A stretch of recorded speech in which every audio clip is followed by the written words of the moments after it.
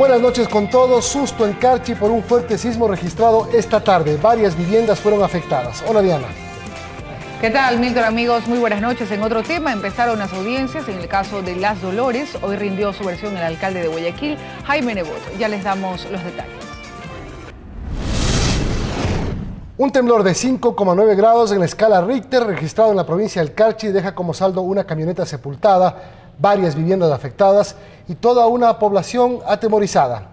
Vamos en directo a Tulcán con Jairo Jácomes para que nos dé más detalles. Jairo, buenas noches. Cuéntanos detalles de este sismo. Hola, ¿qué tal? Buenas noches. Las autoridades del Comité de Operaciones Emergentes se encuentran reunidas en este momento analizando la posibilidad de cambiar de alerta amarilla a naranja debido a los últimos temblores registrados, respecto de los cuales tenemos el siguiente informe. Las calles, parques y espacios públicos despejados de Tulcán fueron copados por la ciudadanía, atemorizada por el temblor de 5,9 grados en la escala de Richter, registrado a las 2:30 de la tarde a 5 kilómetros de profundidad. El epicentro es cerca de Tufiño, pero efectivamente es en Cerro Chiles. Que este sismo es un sismo que tiene relación o que está influido por la actividad presumiblemente magmática en el interior del volcán. En una esquina tenemos un archivador de madera, un grande. Me quedé ahí apoyando, dije, esperando ya el golpe porque sonó horrible. Los efectos fueron mayores en Tufiño, poblado asentado cerca a las faldas del volcán, donde sus habitantes salieron despavoridos a la plaza central. Parece que nos iba a trojar ya la tierra como nos vienen. Tufiño es uno de los poblados más afectados. Aquí varias viviendas sufrieron daños, causando aún más temor en sus habitantes. Estoy muy nerviosa, yo soy muy nerviosa. Si no nos mata el temblor, nos mata del susto. La biblioteca pública también sufrió la ruptura de sus ventanales y la caída de las estanterías. Yo únicamente miraba para acá que las estanterías se me venían encima y no se puede hacer más nada, no se puede correr, no se puede hacer nada. Los obreros de la vía que comunican con los poblados noroccidentales de Chical y Maldonado se salvaron de milagro al ver cómo la montaña se les venía encima. Seguía temblando y seguía humo, salía, esas piedras reventaban porque siguió cayéndose todo eso. Una camioneta fue sepultada sin registrar víctimas fatales, mientras en otros poblados como El Ángel, varias viviendas también sufrieron los efectos. Ya nos cayó un derrumbe adelante y la camioneta ya la siguió arrastrando al filo ya del páramo. Bien, pues existe temor en los habitantes de la provincia y principalmente de Tufiño por los temblores registrados. Nosotros nos mantendremos alertas y los mantendremos informados al respecto. Hasta entonces retornamos a estudios. Buenas noches. Muy buenas noches, Jairo. Gracias por el informe. Criterios divididos genera el testimonio del alcalde de Guayaquil en el caso Las Dolores, cuya audiencia de juzgamiento se inició hoy en Quito. El fiscal acusó a los 11 imputados. Con gran expectativa se inició este lunes la audiencia de juzgamiento del caso Las Dolores. El Tribunal Penal de la Corte Nacional de Justicia, presidido por el juez Wilson Merino, aseguró la presencia de los 99 testigos y finalmente receptó el testimonio del alcalde de Guayaquil, Jaime Nebot, a través de una videoconferencia. Lo importante es esclarecer si en realidad existía o no un supuesto plan para asesinarle, si es que él requirió o no de la policía algún tipo de acción particular. A criterio del fiscal general, el testimonio del alcalde Nebot reforzó la teoría del caso que expuso la fiscalía. De que él jamás pretendió, ni denunció, ni fue informado, y dijo que ha recibido durante sus 30 años un montón de amenazas, pero que nunca les ha prestado mayor atención. Es que según el comandante general de la policía de esa época, pidió verbalmente que se traslade de Esmeraldas a Guayaquil al mayor González para investigar una presunta amenaza de muerte contra el alcalde Jaime Nebot en noviembre de 2003. Pero ese mismo oficial terminó encabezando el operativo de Las Dolores, en el que murieron 8 personas. Efectivamente nos denunció, pero yo tenía la obligación de actuar inmediatamente y por eso es que se le trasladó. El testimonio del alcalde Nebot, considerado como clave en esta parte del proceso, para el abogado de uno de los acusados no fue relevante para esclarecer el hecho. Nos interesaba es conocer realmente sobre hechos determinados en la farmacia Fibeca, y él manifestó que él solo conocía por los medios de comunicación. El caso, conocido como Las Dolores, se trata de un operativo con excesos policiales, según la Fiscalía y abogados acusadores, en la que murieron 8 personas y otras desaparecieron el 19 de noviembre de 2003. La audiencia por el número de testigos fácilmente se extenderá hasta la próxima semana. En Quito, Freddy Paredes, 24 horas. Paralelamente, en Guayaquil, cientos de simpatizantes del alcalde Jaime Nebot permanecieron en los exteriores del edificio de la Corte Provincial de Justicia mientras rendía su testimonio. Antes de la hora señalada, los bajos de la Corte eran el escenario de lo que parecía era una manifestación política, no una diligencia judicial. Banderas, pitos y consignas para esperar a Jaime Nebot en su comparecencia por videoconferencia para rendir su testimonio en el caso Las Dolores. La cuadra se llenó con simpatizantes, amigos, trabajadores municipales, familiares y exmilitantes del PSC, que llegaron a respaldar este llamado. Un piquete policial dentro y fuera del edificio de la Corte Provincial se había hecho presente y allí, abriéndose paso a empujones.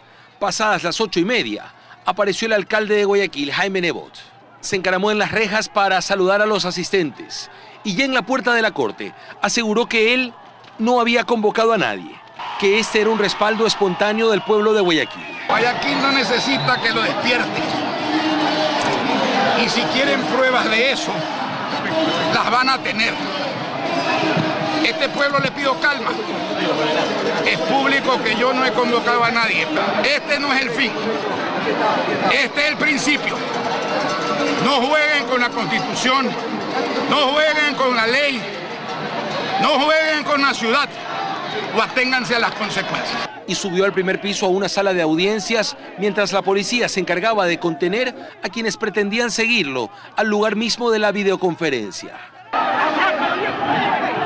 Afuera, algún conato de incidente con simpatizantes del alcalde y la fuerza pública, que no pasaron a mayores. 2 horas después, nuevamente Nebot bajó y se dirigió a la multitud. Yo voy a continuar con el trámite. Gracias de corazón.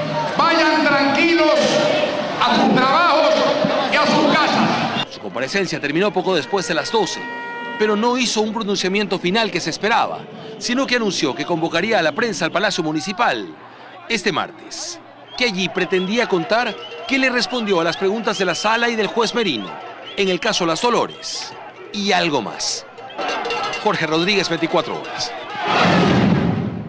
El Ministerio del Ambiente elabora un informe sobre el daño ocasionado por el derrame de aguas servidas en la playa de General Villamil, en Guayas. La emergencia continúa mientras el sector turístico pide soluciones ante la proximidad del feriado.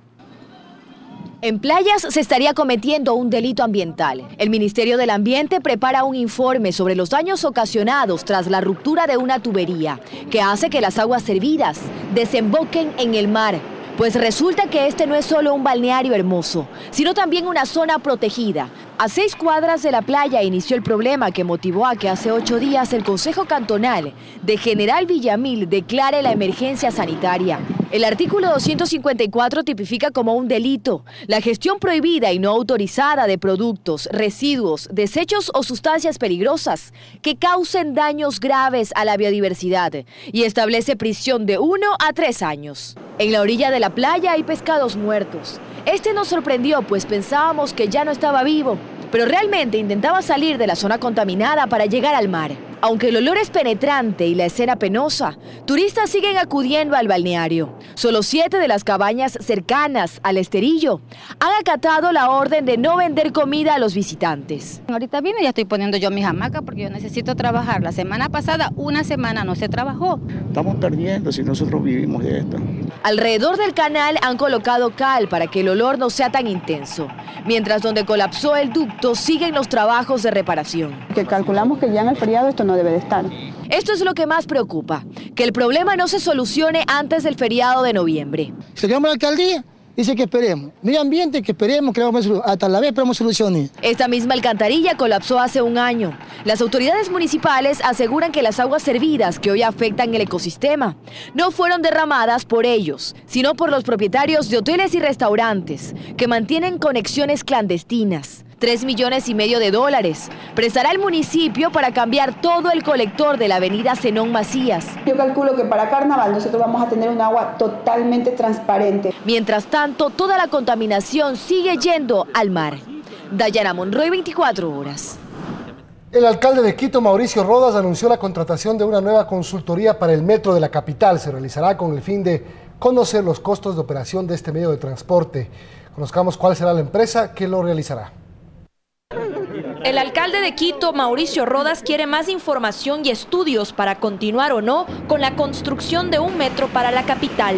Por ello, anunció este lunes la contratación de una nueva consultoría, que esta vez estará a cargo de la empresa Metro de París, para que realice una evaluación sobre los costos de operación que determinó el estudio de Metro Madrid, que valide esa información. En los próximos días esperamos tener los resultados de ese estudio y sin duda ese será un insumo muy importante también para la toma de decisiones. Determinar las tarifas de los pasajes para el metro en Quito y otros costos de operación a futuro del proyecto es básicamente de lo que se encargará esta consultoría de Metro de París. Nosotros tenemos la voluntad de impulsar este proyecto, pero por supuesto estamos adelantando diálogos con el gobierno y con los organismos multilaterales para encontrar una solución al problema financiero que existe para cubrir los costos del proyecto. Al interior del municipio de Quito ya se generan reacciones con respecto a la contratación de esta consultoría. Queremos evitar llegar a un punto de quiebra como le ha sucedido al Metro de Medellín, como ha sucedido en el mismo Metro Madrid,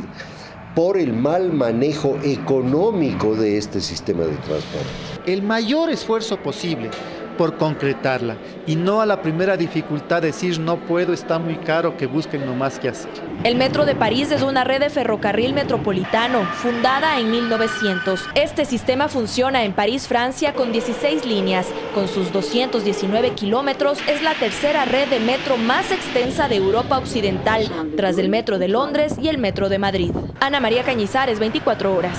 Más noticias, amigos. El presidente Rafael Correa inició hoy un viaje a Qatar con un plan para conseguir inversiones en sectores estratégicos. Qatar es un emirato convertido en una verdadera potencia económica del mundo. Qatar es el país más rico del mundo y está ubicado en el Medio Oriente. Hasta 1971 fue un protectorado británico y desde entonces es un emirato, es decir, un estado independiente gobernado por un monarca denominado emir. Con cerca de 2 millones de habitantes, de los cuales apenas el 12% son cataríes, Qatar tiene el índice de desarrollo humano más alto de la región árabe y posee la tercera mayor reserva mundial de gas natural. En el centro de su actividad económica está el petróleo, que cubre al menos un 85% de sus ganancias, aunque dentro de sus actividades económicas también están el turismo, la banca y la construcción. El ingreso en Qatar está calculado en más de $100.000 por habitante, liderando así la lista de los países con mayor ingreso per cápita. El 73% de su población es musulmana y se rige a una constitución aprobada en 1970. Una constitución que no incluye la creación de partidos políticos, pero reconoce el derecho a la libertad de asociación y culto. Qatar es considerado uno de los estados árabes más liberales. Las leyes toleran, por ejemplo, que se consuma cierta dosis de alcohol y que las mujeres conduzcan vehículos, aunque aún hay ciertos aspectos legales que se rigen a la Sharia, es decir, a un código de conducta detallado que aplican los creyentes del Islam. Aspectos como la familia, las herencias y algunos actos criminales son juzgados bajo esa ley religiosa musulmana. A pesar de que es el único estado árabe en donde sus habitantes no pagan ni un solo impuesto, la educación y la salud están garantizadas de forma gratuita, al igual que servicios como el agua y la electricidad. Tras el anuncio de la posible realización del Mundial de Fútbol en 2022, Qatar ha emprendido una contratación masiva de migrantes para construir hoteles de lujo, aeropuertos internacionales y grandes autopistas. A este estado árabe viaja Rafael Correa, optimista de concretar lo que ha llamado un paquete de proyectos y megaproyectos para sectores estratégicos, industrias básicas y proyectos turísticos. Fausto Yepes, 24 horas. La Universidad Regional Amazónica Iquián fue inaugurada esta tarde con la presencia del vicepresidente de la República, Jorge Glass, y el ministro coordinador de Conocimiento y Talento Humano, Julian Non. El Centro de Estudios Superiores, localizado en Tena, provincia de Napo, cuenta con un campus de más de 93.000 hectáreas. Iquián se suma a Yachay, la Universidad de las Artes y la Universidad Nacional de Educación como parte de la oferta educativa pública del gobierno. Ecuador consume la tercera gasolina más barata de Latinoamérica después de Bolivia y Venezuela. 3.800 millones de dólares invirtió el Estado para subsidiar el combustible en 2013. Solo Venezuela y Bolivia tienen gasolinas más baratas que las que consumimos en Ecuador. Esto debido al subsidio que mantiene el Estado, que implica miles de millones de dólares. 3.800 millones significó el gasto en el 2013. Sorpréndase, en Venezuela el galón de combustible cuesta 0.6 centavos de dólar, mucho menos de lo que en nuestro país. Aquí por la gasolina Eco, que es la más económica, debemos pagar $1.48, pero en cambio en Colombia el valor es de $4.20 por un galón de combustible. Aquí en Perú la gasolina más barata cuesta $5.40, más de $3 de lo que pagamos en Ecuador. Eso hace a este negocio altamente rentable y aunque los comerciantes confiesan que es combustible ecuatoriano, de este lado de la frontera al parecer no hay control por parte de las autoridades. ¿De dónde compra? ¿De Ecuador? Del Ecuador. En la frontera peruana es usual ver a niños ofreciendo galones de combustible ecuatoriano. Policías conocen de la situación, pues ellos están ahí, a vista de todos. No pasa nada con que vendan esto acá. Yo veo qué pasa, pero no sé qué problemas tendrán. En Colombia también se realiza venta ilegal de combustible ecuatoriano. Si revisamos el ranking mundial, estamos en el 13º puesto de las gasolinas más baratas. Luego, obviamente, de países petroleros como Irán. En febrero del 2014, según la medición de cifras petroleras del Banco Central, Ecuador consumió 1.53 millones de barriles de gasolina extra. Las autoridades de nuestro país ya han explicado que se busca focalizar el subsidio al combustible. Aún no dan detalles de cómo se hará el racionamiento, que se prevé inicie en el 2016. Dayana Monroy, 24 horas. La aerolínea ecuatoriana TAM inauguró una nueva ruta hacia Estados Unidos. Se trata de la ruta Quito-Fort Lauderdale-Quito. Los vuelos saldrán diariamente desde la capital y, según se ha informado, desde el próximo mes se abrirá una ruta directa desde Guayaquil. Con ese reciente destino internacional, la aerolínea asegura que se estimulará el turismo y se repotenciará mercados comerciales.